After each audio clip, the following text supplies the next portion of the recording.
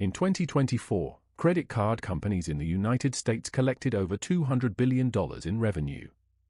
Not profit. Revenue. That money came from somewhere. It came from you. And the way they got it is one of the most sophisticated psychological operations ever designed for the consumer market. This is how it works. The credit card was invented in 1950. A businessman named Frank McNamara forgot his wallet at a restaurant and decided that should never happen again. He created the Diners Club card. It was simple. You charge now. You pay the full balance at the end of the month. But somewhere between 1950 and now, the industry figured out something far more profitable than convenience. They figured out how to make debt feel invisible. Here's what the research shows. A landmark MIT study found that people spend up to 100% more when paying with credit cards versus cash. Not 10% more. Not 20. 100. The reason is something neuroscientists call the pain of paying. When you hand over physical cash, your brain registers loss. It actually activates the same neural pathways as physical pain.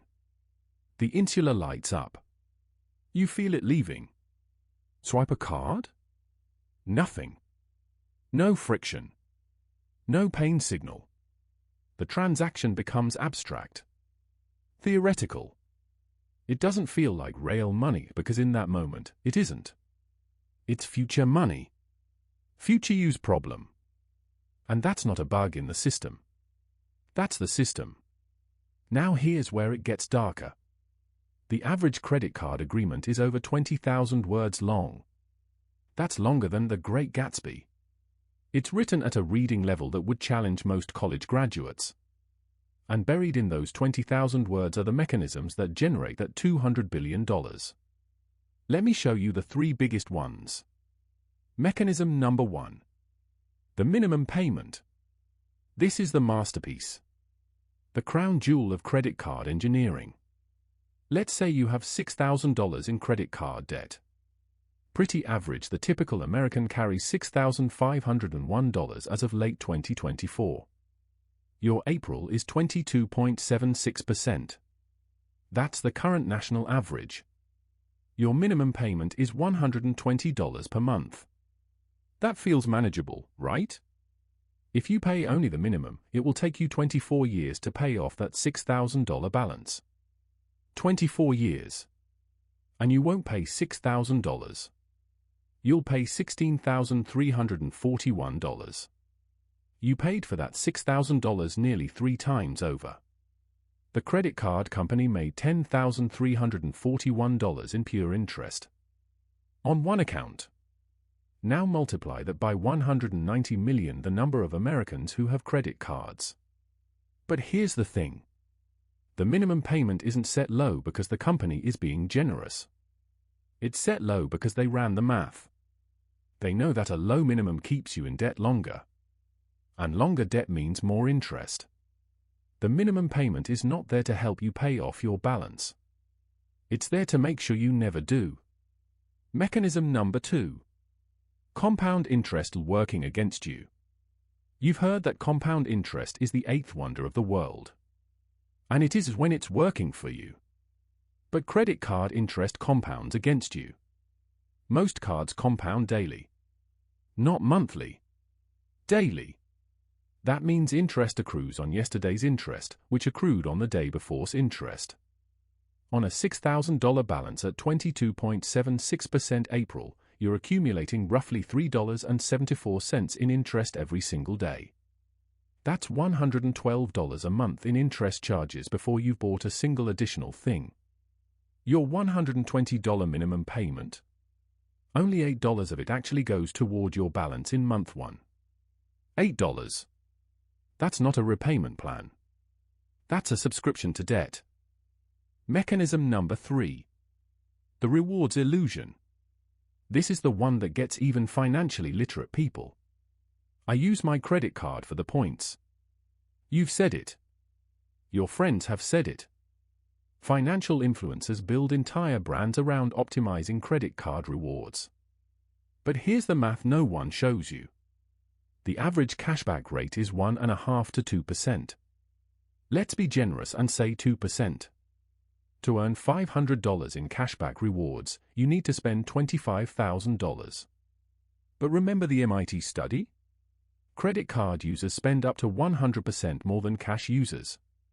Even if the effect is smaller for you, say you only spend 15% more because of the card, 15% of $25,000 is $3,750 in additional spending.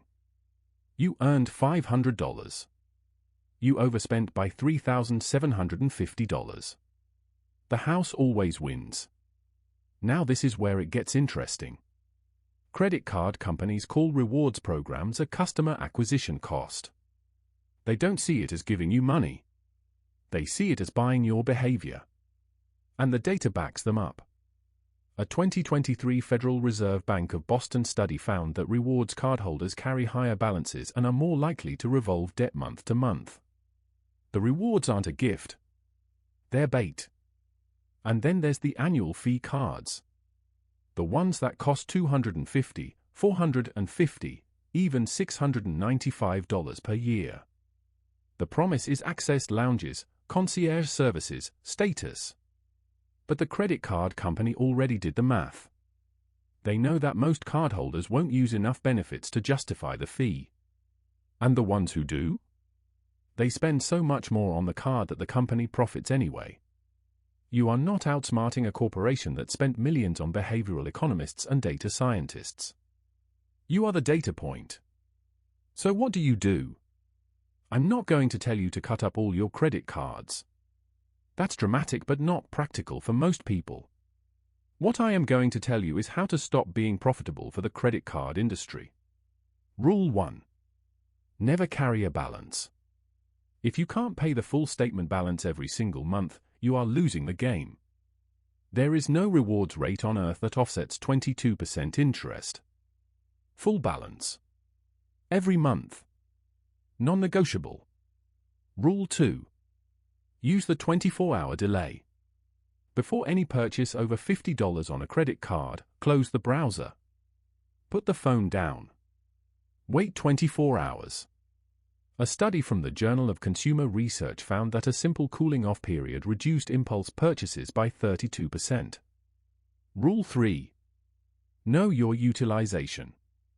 Your credit utilization ratio, the percentage of your available credit you're using, should stay below 30%. Ideally below 10%. Not because the credit score game matters more than anything else, but because high utilization is a symptom of dependency on borrowed money. Rule 4. Cash wrap your discretionary spending. Keep your credit card for fixed, predictable expenses, subscriptions, utilities, recurring bills you'd pay regardless. For everything else, groceries, dining out, entertainment, shopping, use cash or a debit card. Bring the pain of paying back. Rule 5. Read the agreement. I know. 20,000 words. But you don't need to read it all. Search for 3 things: the April and how it changes, the penalty April for late payments, and any fees: annual, balance transfer, cash advance, foreign transaction. Know the cost of the product you're using. Because make no mistake, you are the product. But you can choose to stop being a profitable one. Credit cards aren't evil. They're tools. Built by very smart people. Designed to extract maximum revenue from human psychology. The question isn't whether you should use them. The question is whether you understand what they're designed to do to you. Because once you see the machine for what it is, you can never unsee it. If this opened your eyes, subscribe. And share this with someone who needs to hear it, because the credit card companies are counting on them never seeing a video like this. Next week, we're talking about how to actually save $10,000 in a year. Not that skip your latte garbage. Real numbers. Real strategies. See you then.